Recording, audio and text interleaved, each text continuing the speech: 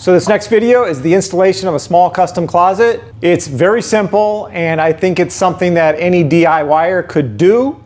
So watch parts 1 and 2 for the actual construction. I don't show everything. I think I show enough of the information so that you get a good idea of what you can do.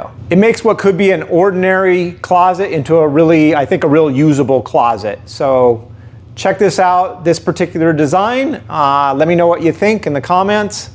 And appreciate it ahead of time here. Let's go. Here's the installation. Okay, here we are at the site with 2 truckloads worth of stuff. This one with my helper who's too lazy to close up the sawhorses properly. And there he is now pretending to be working. So here's the closet. We're gonna install these cabinets. There's one cabinet going here, one cabinet here, a bench here. Okay, here we go. Okay, first thing I did wrong is not finding studs. So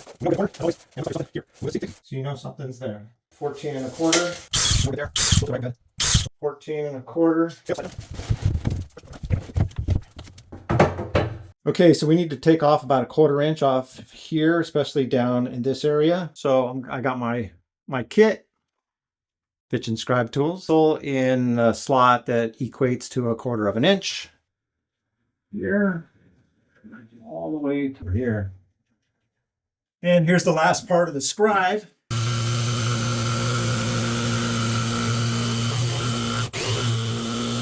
And we just finished scribing it, and you can see here it looks pretty decent. I think we'll qualify easily for paint grade.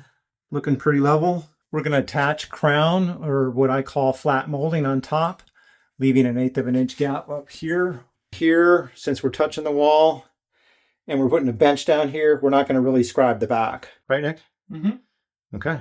So these countersinks are kind of deep. So there's a bench going in here.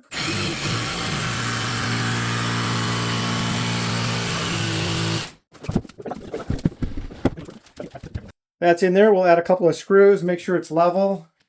I got a little gap here for caulking, no big deal. This is looking good. That's that Nick actually has carpenter pants on today. Yeah, like a real carpenter. Yeah, even though he's not. Okay, so this is all screwed in. There we go.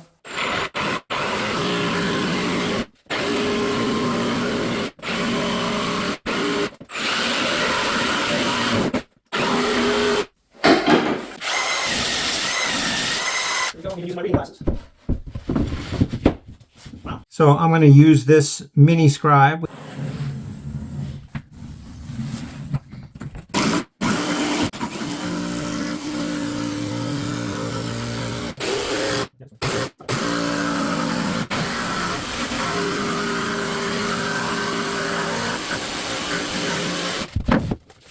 We have just about the same overhang here. It's nice and flush here, flush here. This is the only wall that has a need of serious caulking, and it is paint grade.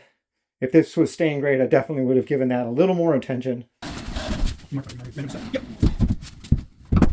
Okay, so what we did here is added these shims on the bottom to push the cabinet back against the wall. There's a little bit of a gap here and there, but we're not going to do any scribing. We have a 1/4 inch scribe available, but we're not going to do anything with that. I made my crown 3 inches, so I'm going to need to cut a little bit of that off, right? Absolutely. All right. I'm going to add a couple of shims down here with some glue to make sure they don't fall out. So a little bit of glue on the shims, get them under there a little bit. It's nice and tight. And that way the shim will not move later on you. You can see we bring every tool known to man to do one little closet. But we forgot the track saw and the table saw, and I always Bondo the screw holes. Here's a little trick with the Bondo. If you have a nice sharp chisel, you can easily just take it off before it hardens, and that works pretty good. What else? Over here, got this on. This had to be notched for the cleat, and on this side I just back beveled a piece in here.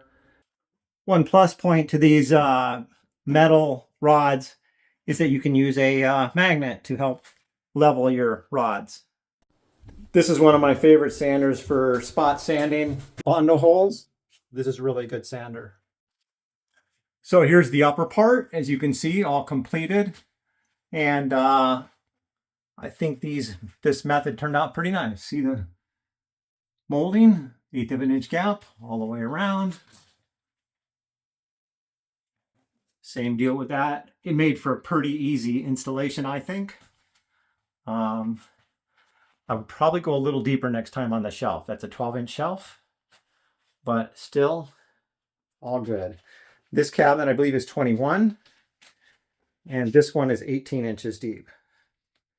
And with just enough space to be able to sit down or be able to get access to this corner here.